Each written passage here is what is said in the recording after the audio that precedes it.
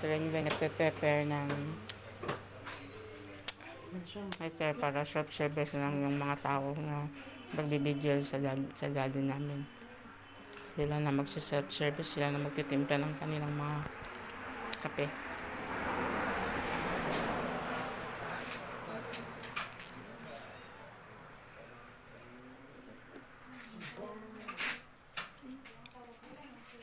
Ayan, si Mian nagpapatulog ng kanyang anak. Biro lang, kanyang kapatid. Yan sila doon. Doon naman unang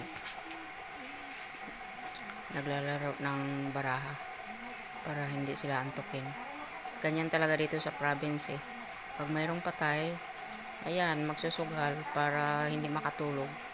Ewan ko ba, hindi ko alam hanggang ngayon bakit binabantayan ng patay. Hindi, kailangan hindi tulugan. Hindi ko alam kung anong rason. Comment down kung anong mga rason. Salamat. God bless.